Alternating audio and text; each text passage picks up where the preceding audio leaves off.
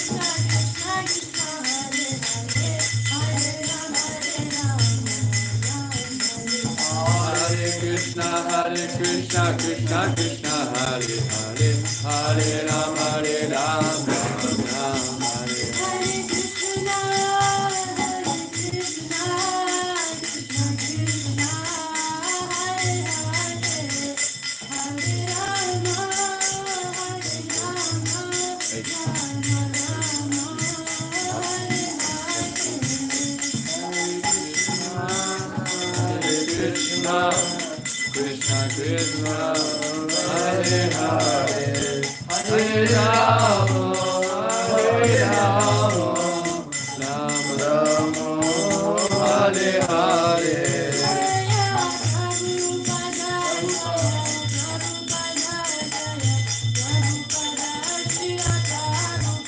Jaya Prabhupada, Jaya Prabhupada, Jaya Prabhupada, Srila Prabhupada.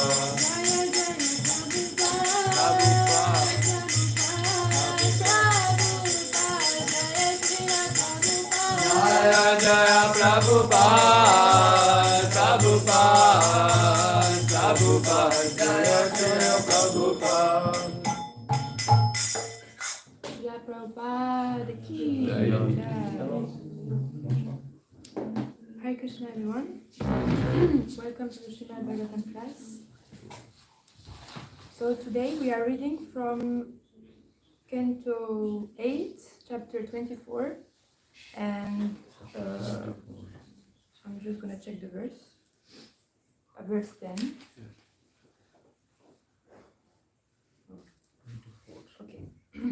Om Namo Bhagavate Vasudevaya. Om Namo Bhagavate Vasudevaya. Om Namo Bhagavate Vasudevaya. Om Namo Bhagavate Vasudevaya.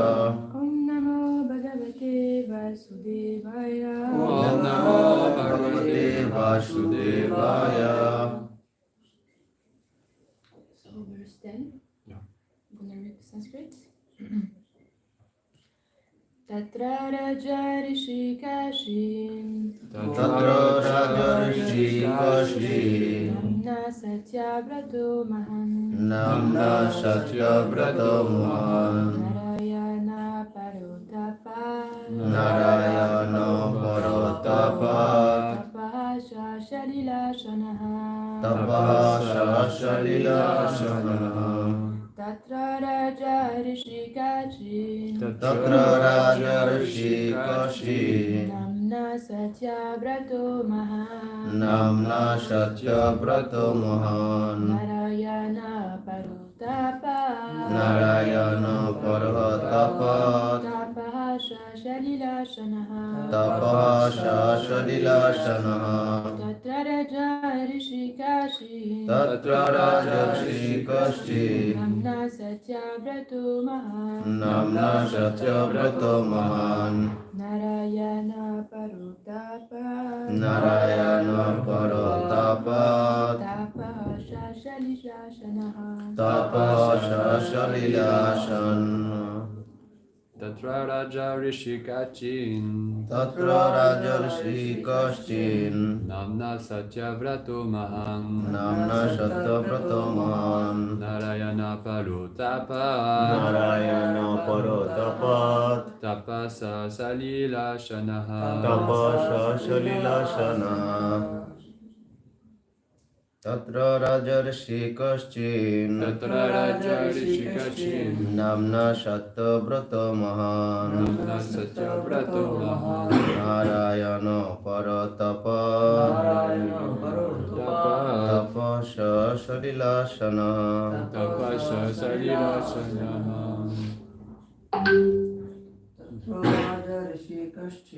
Tatra Rajarshi Kashi. Namna Satyabrato Mahan Namna Satyabrata Mahan. Narayana Parotapa Narayana Parotapa. Taposa Salila Sanaha Tapasha Shalila Shanaha.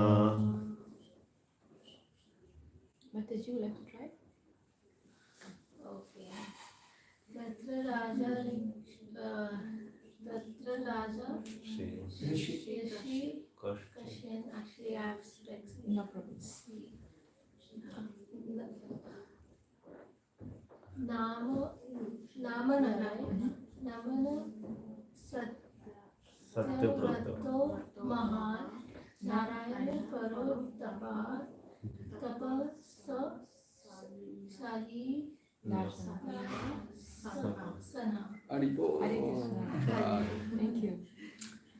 Okay, we're gonna read the word for word. Tatra, Tatra, in that connection. in that that connection, Raja Rishi, Raja Rishi, the king equally qualified as a great saintly person. a king qualified as a great saintly person. Kachit, Kachit, someone. someone. Namnaha, Namna, by the name. by the name. Satyavrata, Satyavrata, Satyavrata. Satyavrata, Mahan, Mahan, a great personality. a great personality, Narayana Paraha, Narayana Paraha, a great devotee of Lord Narayan, the Supreme Personality of Godhead. a great devotee of Lord Narayana, the Supreme Personality of Godhead. Adapad, Atapat, performed austerities. performed austerities. Tapaha, Tapaha, penances. penances. Saha, Saha, he.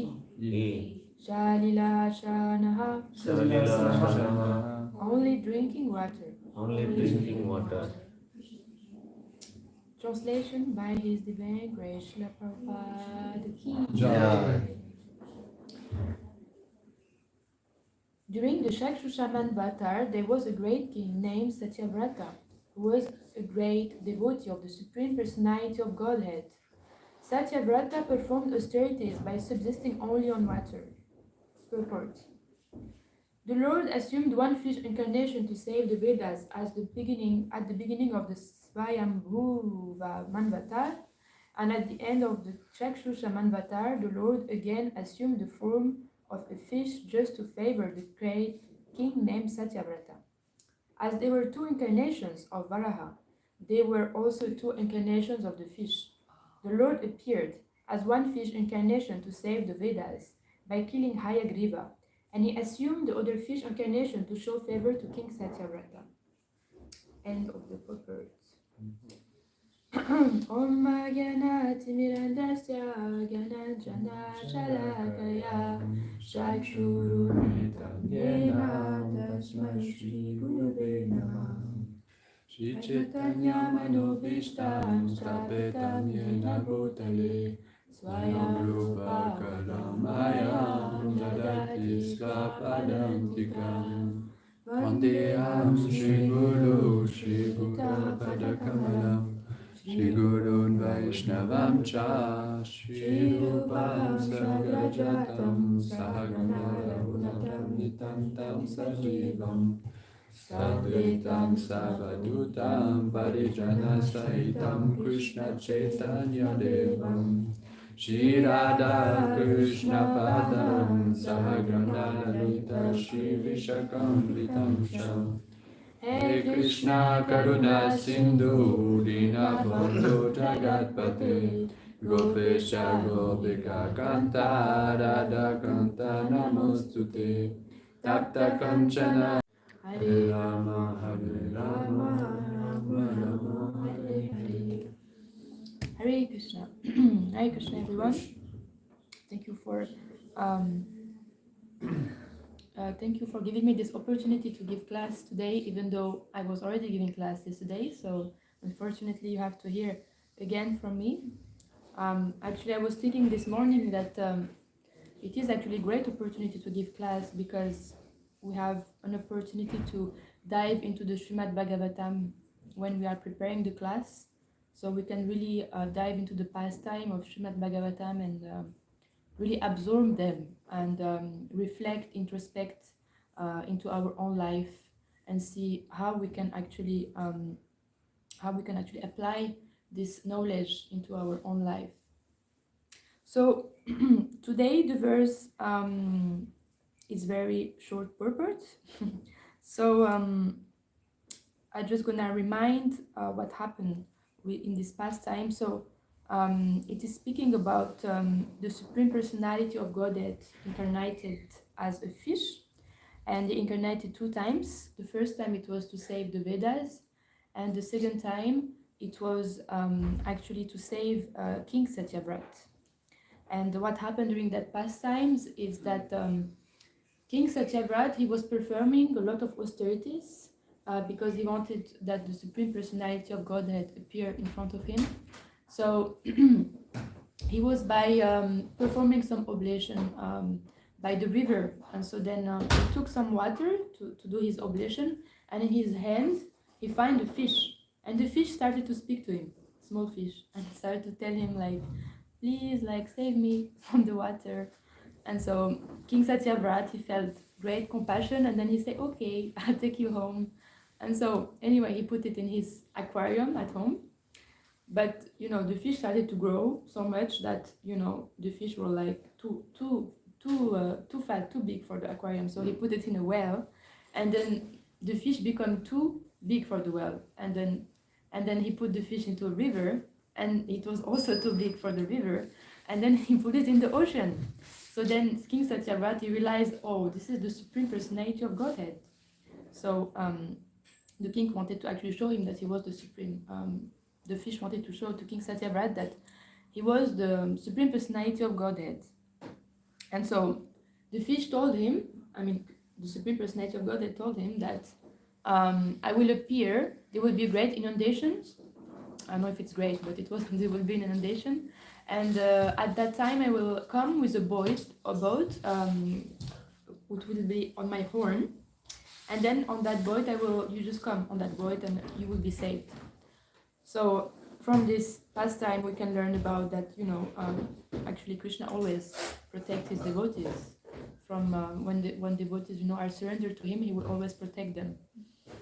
And actually what I wanted to focus on today is the principle of austerity, because there's many, great personalities in the Srimad Bhagavatam who are performing great austerities so that Krishna appear before them and that Krishna reveal himself to them. Like King Satyavrat, he was on this translation of the purport. What he's saying is that he was performing austerities by subsisting only on water. So what is actually austerities? Actually, austerity is to do something which is uncomfortable for ourselves in order to achieve something which is of a higher aim, which is gonna give us some spiritual benefit. It's like a doctor. When you are sick, you go to a doctor and then he will give you some prescription, and the prescription will be a little bit uncomfortable, but we know that even though we will take this austerity to take this prescription, at the end of it we will become in a healthy condition. In that way, is the same for the spiritual realization. We take some austerities which may be uncomfortable for us, but we know that by performing these austerities, we're gonna achieve higher self-realization. So actually in the Bhagavad Gita, it is explained in a detailed way, this principle of austerities in the 17th chapter, and it is described that we have three kinds of austerities that we can perform to please Krishna. So we have the austerity of the body, the austerity of the mind, and the austerity of the speech. And in the Bhagavad Gita, it is explained in this verse. It's that the austerity of the body is, we perform so many austerities, like when we offer obeisances, there's an austerity of the body.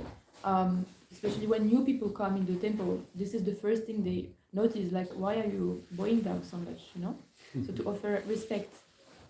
The austerity of cleanliness, when especially for I think the person who realized that more is the brahmanas, because when they have to do so much services on the altar, sometimes they cannot go to the bathroom for so long, and so do so much austerity. And we have austerity, of course, in one of the four regulative principles. It's about we cannot have illicit sex outside marriage. So this is an austerity of the body, and ultimately we should treat our body as a temple where Krishna resides. So anything we are performing with our body, we should actually offer it to the Supreme Lord. It's, like if it's like, if you invite some guest in your home and it's completely dirty, come to your home. In the same way, our heart, if it's dirty, Krishna will live inside it. So that's why we are cleaning our internally and also externally. And by being clean externally, it helps us to be clean internally as well. It has got effects. If we externally call the mode of goodness, then gradually we will come to the mode of goodness.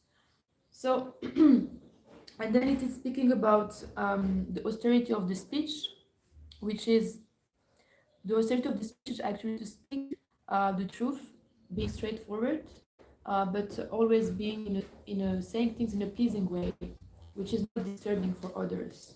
So it's important to not be, speak duplicity. To think that means I think something different, then I say to you something, and so of course sometimes we need to be, especially in the management, you need to be diplomatic. So something cannot reveal to certain people, but in the same way, if you are not, if you don't have a managerial position, because actually management tries to protect something but not say something, then we should be careful about always be honest and straightforward in our behaviors with others, and saying also not agitating to others, always to uplift each other's mind. Also, devotees should always be silent, and the silence doesn't mean that we don't speak, but silence means that we always speak about things of Krishna, related to Krishna consciousness. If we are not able to, better to not speak in general. And then the third austerity described in the Bhagavad Gita is the austerity of the mind, which is austerity of the mind means that we always stay detached from sense gratification, and we're trying to take away our sense from the object of attraction. And so in that way, we can focus our mind on the lotus feet of Krishna. And also, so in the Bhagavad Gita, Arjuna is actually Krishna actually saying to Arjuna that the mind is more difficult to control than the wind. But Krishna is answering to sorry, my voice is a bit to Arjuna by saying that you can actually control the mind by actually, what is he saying? Sorry, I forgot now. By discipline and detachment. So that's mean actually that we should discipline our mind, and by always following the program that Srila Prabhupada has given us, but also detaching ourselves from the sense objects. Shri Radha Parisisvara Mandir.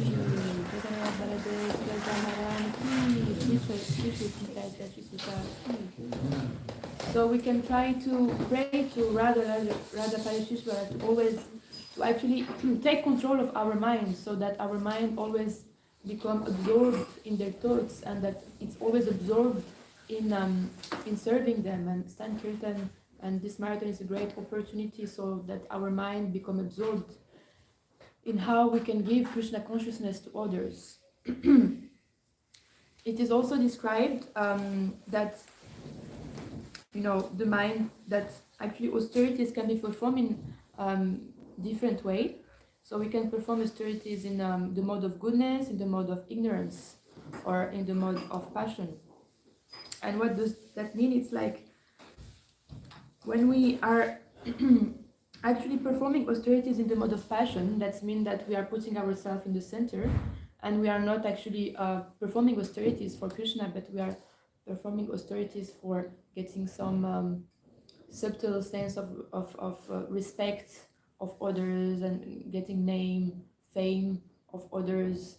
It can be in a subtle or gross form, but there's always this subtle recognition that we are expecting. Like, for example, a cook, go to cook for, he cook, and then he go out from the kitchen, and then he's waiting, so that people tell him, oh, it was a nice feast, and then when no one's telling him something, he feels quite frustrated. Oh no, why no one commented on my prasadam? So this is some things we can observe in ourselves, or when we dress the deities, like we are expecting someone to tell us how nice it was, or when we distribute books, we're expecting people to say, oh, this was a nice score yesterday. This kind of things that we should get rid of ultimately, so that it becomes pure. And in the mode of ignorance, it's like, it's like when you perform austerities and you do like actually self-torture to yourself. Or for example, Hiranyakashipu, he was standing for 1,000 years on his tips of his toes, and hand crossed, so that he can have so much mystic powers to use them for, for actually destroying others. So this is also, we can see sometimes we can perform, like for example, people who perform Ekadashi, today's Ekadashi, and who will fast, but then they cannot think about anything else than prasadam. So in that way, it's not really beneficial for devotional life, because Ekadashi is actually a devotee. She's a woman, and she actually bestows mercy into the devotees when devotees are absorbed in Krishna conscious thoughts. So Ekadashi should help us to actually, thank you so much, remember Krishna. And sometimes we can see that when we do Ekadashi, especially when I was in London, like they make such feast for Ekadashi, even like they sell pizza, which is more tasty than the pizza that you get in non-Ekadashi day. So then at the end you find yourself just eating so much during Ekadashi, and become the contrary of what it should be, that Ekadashi actually should be for self-realization. So, and then, austerities in the mode of goodness is actually when we are on the stage of firm faith, and that means that we are performing austerities for the pleasure of Krishna and not anything else in our mind. There is a verse in the Bhagavad Gita, if I remember well, is saying Yat karoshi, yat ashnashi, yat yohoshi, tadashyat, yat tapashyashi kunteya, tat kurushva datapanam. Is whatever you do, whatever you offer or give away, whatever austerities you perform, just do that as an offering to me. So Krishna explaining in the Bhagavad Gita that, just whatever small austerities you do, and of course we need to do according to what Krishna gives us. Sometimes in the temple, people start to become not envious, but kind of looking of what others are doing.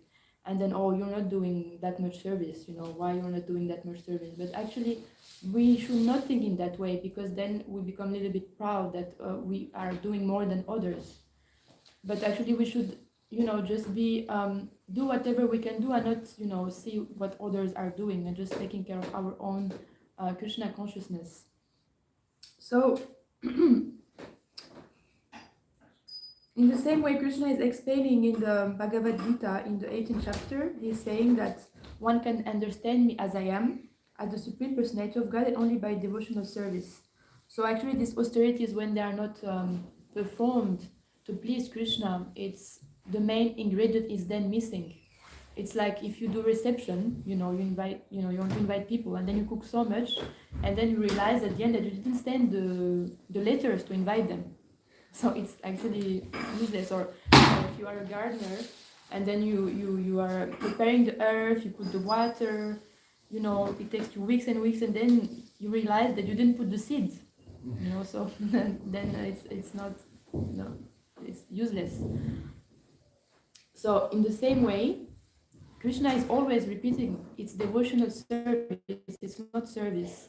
So if it's not service with devotion, then it's not really, it doesn't have so much effect. Of course, still some effect is there, but ultimately this is the devotion who count, not the amount of service we are doing, but actually the quality of the service. Not to do it in a robotic way, but to actually do it with devotion to Krishna. It's better to do less service but doing it nicely than doing so much service but doing it mechanically. And we have so many great personalities described in the Srimad Bhagavatam, like we have Prahlad Maharaj, Dhruva Maharaj. He went to the forest and he was performing so much austerities. At the beginning, it was not his intention. He wanted some mystic power, but he got purified, and then actually he wanted to see the Supreme Personality of Godhead. Then we have also, the parents of Krishna. They perform so much austerities in the past life so that they get Krishna as their son. Queen Kunti as well, she performed so much. Actually, all the great devotees, they all performed immense amount of austerities. Brahma, he actually was performing 1,000 years. He was meditating, he was performing austerities just to understand the dust of the lotus feet of the gopis. So, of course, we are not anymore able to do that, because that was happening in the Dwapara Yuga, Treta Yuga. But in the Kali Yuga, the greatest austerities that we can do is the chanting of the holy name given by Chaitanya Mahaprabhu. And actually, this holy name, it is the means of deliverance. So there is a verse, Hare Nama Kevalam, Ivanasteva, Nasteva, Gatir, Nasteva, Anyata. The holy name of the Lord is the only means of deliverance. There is no other way, there is no other way, there is no other way. So this is not by chance that he is repeating that there is no other way, it's because there is no other way. And actually, we should organize ourselves that we are able to chant quality time, because this is the most important practice. If we are doing so much service, but at the end we are not able to chant and we fell asleep and we chant our rounds at 8 p.m., actually it's decreasing our spiritual practice. I mean, sometimes it is understandable in some specific occasion, like festival times, when we have deity worship. But as soon as deity worship is finished, we should sit in a secluded place and chant Hare Krishna, not with our phone, etc. Because if we don't understand that everything that we do in our devotional life, it is so that we can sit and chant and think about Krishna. This is the goals of our devotional services. And Krishna is also saying, actually, when he's speaking about the mind to Arjuna, that how you can control the mind is when you hear about me. So when we chant and hear, that's why it is described that they are the first topmost services, because they are the one who are delivering us, and everything else we are doing are means that helps our chanting. So when we have actually quality chanting, then everything else will be quality. When we don't have quality chanting, then everything else will not be quality. So sometimes people, devotees, they think that life is so difficult, and devotees are mean, or devotees are, my life is so bad, but actually when we are chanting attentively, then the circumstances outside of us, they are not giving, we don't feel so much, we feel detached, because we always have the bautika, the devika, the atmika, the body, the mind, the outside external cause, like can be people. This is the disturbance caused by other people and disturbance caused by nature. It always will happen. Like today, we have Krishna Prabhu disappeared from this earth, and he left his body. And this is a great opportunity to actually introspect and think that actually at any moment we can leave this planet. It can happen at any time. And the problem that we have is we don't realize that. We think that we have so much time and to perform our Krishna consciousness, but actually we don't have so much time, because we don't know that Krishna can take our life at any point, any moment in our life. And still we are so attached, we have so much material desire, at least I speak about for myself. And we need to pray really to Radha Parisisvara, that realize that that pure devotional service is the real goal of our life, and that we should give up anything which is stopping our surrender to Krishna. And there is so many small things we are attached to. And as the time of death, we never know how it can come. Then in that way, we should take it seriously. It is described in the Bhagavad Gita, Dehinos minyata dehe kovaram ivaram charatata dehantara prapti dirastatra namoyati. As the embodied soul continually passes from childhood to adulthood to old age, similarly the soul passes to another body at death. So actually, last time I remember Maharaj told me, I told him, oh Maharaj, I'm so tired, I'm gonna die. And then he told me, what? It's okay if you die. What's the problem with dying, what's the big deal? Because, self-realized soul, they realize that it's actually a dress, this body. It's nothing else. And we just keep going.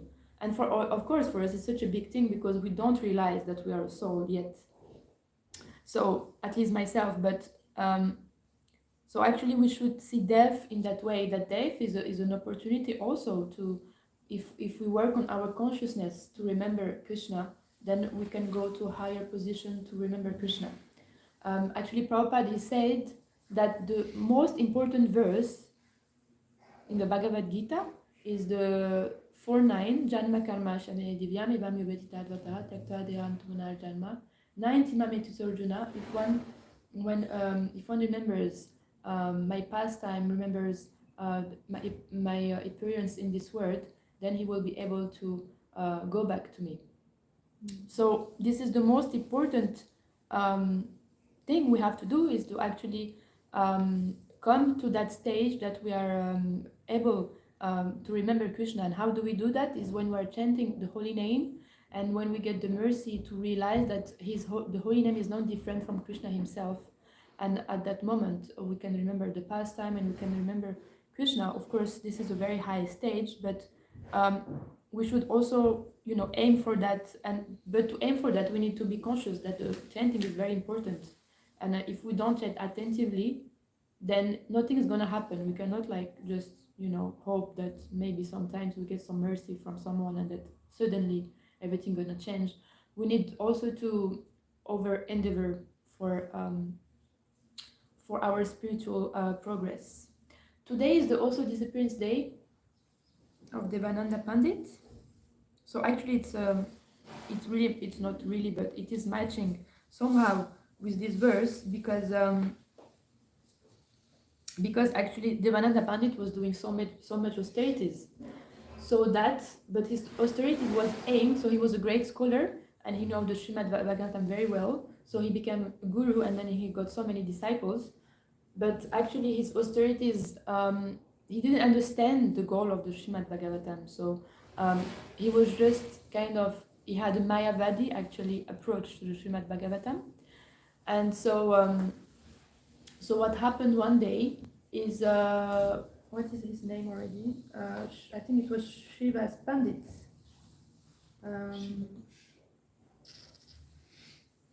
Sorry, just one moment. Yeah, Srivas Pandit. He came to his lecture, and then because Srivas Pandit is a pure devotee of the Lord, he started to have some ecstatic emotions. He started to cry, and because he was a pure devotee. But then because he was ignorant, Devananda Pandit, he didn't understand, so he said to his disciple, "Throw him away, he's disturbing my class." And because when the guru is a fool, then the disciples are full as well, so they also did whatever he said. So they took him out. And so after this incident, so he kept giving his classes. And one day he went to Maheshwara's house, and Chaitanya Mahaprabhu, he was there. And Chaitanya Mahaprabhu, of course, he's the Supreme Personality of the Godhead, so he knows everything. And so during that time, he was residing, Devananda Pandit, in this house. And so Chaitanya Mahaprabhu is starting to speak very loud. He didn't speak directly to him, but he started to speak very loud. That and I have from the Chaitanya Bhagavat what he was saying. He was saying that as Krishna's various incarnations, such as Matsya and Kurma, appear and disappear in this world by their sweet will, in the same way the Srimad Bhagavatam is not made or composed by any person. It makes its appearance and disappearance by its sweet will. Due to the appearance of devotion, the Bhagavatam blossomed forth from Vyasadev's mouth by the mercy of Sri Krishna.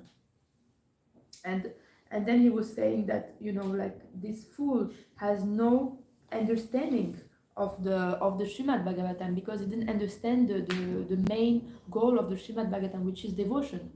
And so Devananda Pandit, he heard what he said, and he didn't say anything. He was just neutral to that situation, and so this happened. But then when he left, he started to feel some remorse about this whole situation.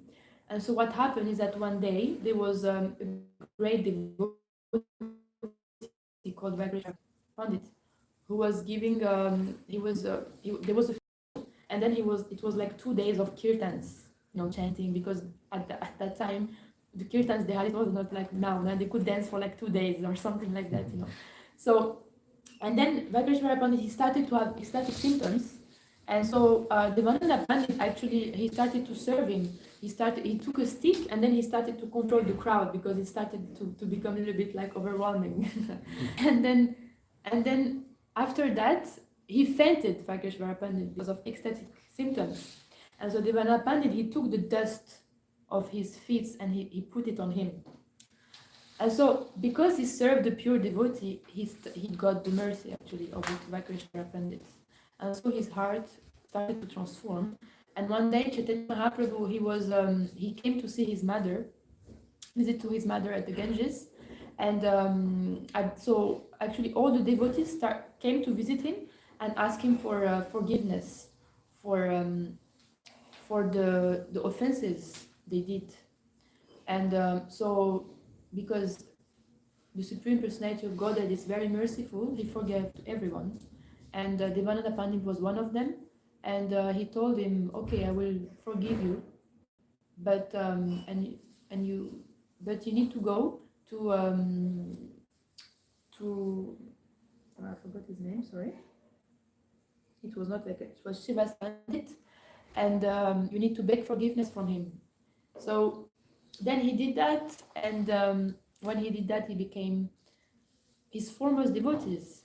So we can see from this pastime, first of all, that there is no point to perform austerities if it's not to please Krishna, and if it's not to actually have devotion. It's the same for any service we are actually doing. It can be book distribution, it can be cooking, it can be managing a temple, whatever we need to do it in a way that is pleasing Krishna. And how do we know that is pleasing to Krishna? Then it's when we have opportunity to have a spiritual master, and when we are following his guidance to know what we can do to please him. Actually, what can please Krishna can be very, very different, and we cannot see it actually externally sometimes. Sometimes what pleasing Krishna is that he wants us to be at the back and be like just a humble servant. Sometimes pleasing Krishna to be at the front and giving classes or singing, or so sometimes we can little bit confuse or mix that so low self-esteem or things like that. So the devotees put themselves backward and say, oh no, I cannot do this, I'm sorry, I'm too low, but actually what is pleasing to Krishna is whatever is pleasing to Guru. So whatever Guru is saying to do, whatever is the instruction, either we like it or not, either we are shy or not, either we like it or we want it, it doesn't matter actually. And it can go in small details, it can go to the place where we live, to the service we are doing, because actually when Krishna take in charge our life, then he take in charge everything about our life. And so when we start to follow Krishna, what Krishna wants us to do, then more and more he reveals to us what exactly we have to do to improve our devotion for him, or to create devotion for him actually. And when we don't have a spiritual master, then we need to have a mentor, and when we don't have a mentor, then we go to the temple president to ask some guidance, seniors, devotees, because actually a mentor or guru is someone who knows you and someone who loves you and care about you. So that means this is someone who actually can help you. And if we don't have mentor, if we don't have some senior devotees who are helping us, then how do we know what are the black spots? The black spots are the things that are behind our ears. How we call this? Ears. So we cannot see it. And if we don't have someone to tell us these things, then we can just keep going doing the same mistakes, And that's why Srila Prabhupada is giving us Varnashram system. So, that we are gradually being able to detach from material attachment. And sometimes what happens is that, we can become too proud and we don't want to, do something because we think it's the best for us. It can be changing ashram. It can be, you can be having another service which has got less recognition or something like that, So we attach to that and we think, no, I should stay brahmacharya, or I should stay to that service. But actually what is pleasing Krishna is that you move on, or whatever Krishna wants actually. Because we need to understand that the varnashram system is also a means of purification. It's not that it is for sense gratification. It is actually helping us to get rid of this material desire, so that at the time of death, then we don't have these desires anymore. We don't have, and the desire which is the more difficult, Srila Prabhupada is explained, is the sex desire. And so this is actually what binds us to this material world, and this is why he is giving us varnashram system. But if we don't receive the mercy of Sri Guru and the guidance to stay in such ashram, then we should also take guidance from other devotees and ask guidance for them. So yes, there was another lesson from this pastime, which was that offenses are like mad elephant who can destroy a nice garden. If like we take so much time for our plant of devotion, for our plant devotion to grow, we can spend 1 hour reading, and then we are very we come every day to the class, we come every day to the morning program, but actually this can be destroyed in one go when we offend devotees. It's like we are losing all the potency we just got from all this time we spent chanting, hearing attentively, and then everything destroyed just by one offense. So this is actually the most dangerous thing that can destroy our life. And offenses start by the mind first. So we start to think bad about devotees, and if we don't stop the mind and we keep cultivating, it can be like, oh, devotees, they don't do anything. Devotees are, this devotee is not doing so much service. This is also an offense. This devotee, he's whatever we think about devotees, actually, if it's not in an uplifting way, it's an offense. And so this is the first stage. If we don't stop it, the second stage is we start to speak about it to other devotees. And so actually we are also taking down the other devotees' spiritual life, because when we speak about others in a bad way, then we are contaminating our environment, contaminating other devotees. That's why Chaitanya Mahaprabhu would say that if we hear offense, we need to run, we need to do something, because it is actually very dangerous. But sometimes we don't feel like running. It's a little bit can be a little bit difficult, so we just can be silent, or in other way we can do is we can start to glorify the devotees who has been offended and say, oh yeah, but he's like this and this and that, he's also doing this nicely. So that's why it's very dangerous. And so the third stage is when we go to the devotees and speak bad to them directly in a bad way. And or sometimes you have devotees fighting, or this can happen very, very easily when we become familiar with devotees, actually, when we don't respect etiquette anymore, when we think that everyone is our friends, and temple president is our friend, the temple commander is our friend, and so this etiquette start to be in the background. And so this can be a little bit dangerous, because then the offenses can be more easy to perform, because we are taking everyone as a friend.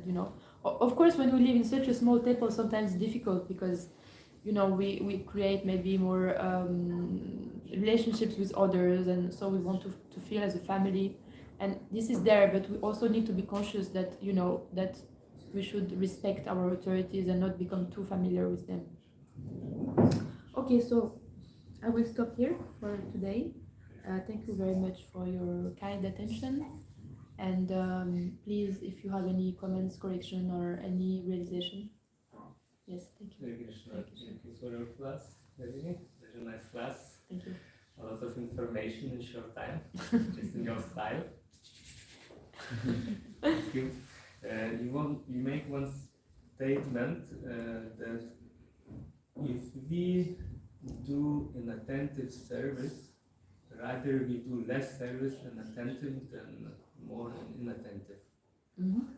I just wonder if you take this from some shastras? We can quote from somebody, something like this. I don't have actually Shastra who's saying that, but I just asked to my mentors, and in New Mayapur, and I heard that also from several senior devotees, that it's better to do a service with attention and love than doing so many service with mechanical, in a mechanical way without devotion.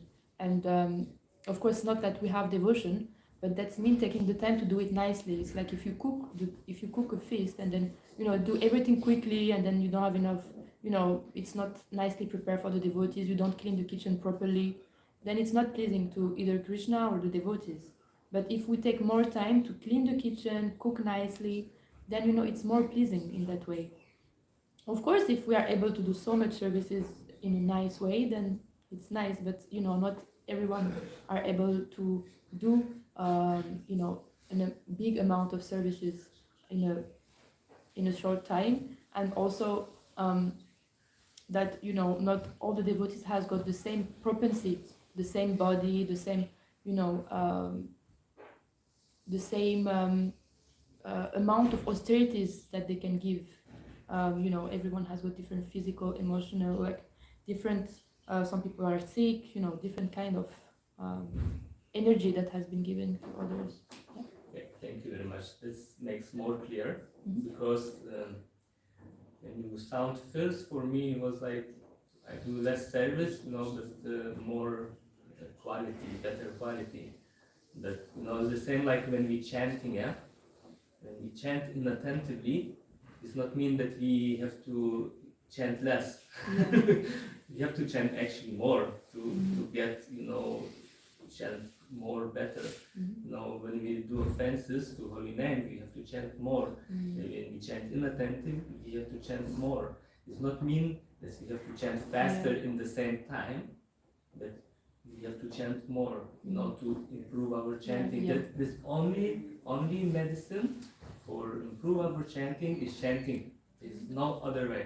Yeah. So the same the service, what you say now, when you elaborate, it makes more clear because we're talking about period of time. So if one devotee do service in 1 hour, maybe another will take to do the same service more time. So that's okay. That does not mean that we have to do less service. Actually, our spiritual life should be engaged 7/24 in Krishna consciousness. That means service. It's not mean that we all have to work with the shovel. It's not mean that we will be on the street, 24/7. That we have to, chant, we read, we have to observe that Krishna will be in our life on this 7/24. I mean, that is our goal. I am very far from it. That we should never think that we should do less service, rather than more. Oh, we have to always do service, but of course we have to try to do best, and that's when you explain this. This makes more sense because I'm thinking how we can should do less service if you do not inattentively. Thank you very much. Sorry, I hope so I didn't distract. Yeah, no, thank you for your point, and it's important actually. I remember one class of Keshav Maharaj, he said that ultimately we should, with our practice, we should intensify our devotion, service to Krishna by quantity and quality as well. So this is actually the, if we see the Srila Prabhupada's life, of course, we're not on that stage, but he was able to do so many things, but on quality as well. So, and also if we want to enter, to the spiritual world, that's mean, 24-hour service with the mind, with the body, and thank you for your comment. Hare Krishna. Hare Krishna, thank you for the class. So you mentioned about offenses, and if we realize that actually we made a mistake and we made offenses, so then what's the correct attitude to correct these offenses, or to, because maybe it was too quick, things go so quick sometimes. You didn't want it that happened, but it happened. So what's the correct attitude? Well, as the past time happened, like Devananda Pandit, he was, when he went to Chaitanya Mahaprabhu told him, you need to go to that devotee and beg forgiveness. Otherwise, I'm not going to forgive you, because actually if you offend a devotee, even if you go to Krishna, he will not help. So you need to go to the devotee that is, in this situation, and then ask him forgiveness, whatever it was, intentionally or unintentionally. And then, the devotees are, they are very merciful, they always forgive. And even if he doesn't forgive you, at least, you did something to to counteract, because this is the way actually it is described, how we counteract offenses. It is to beg forgiveness from devotees and then serve them. So if he doesn't want to forgive you, then start to serve him, and then he will change your mind. Yeah. Thank you. Normally, if he's devotee, you always forgive. Yeah. There's no devotee that not forgive you, otherwise he's not not like a nice devotee. Okay, Hare Krishna. Thank you so much. Krishna, Prabhupada. Jai.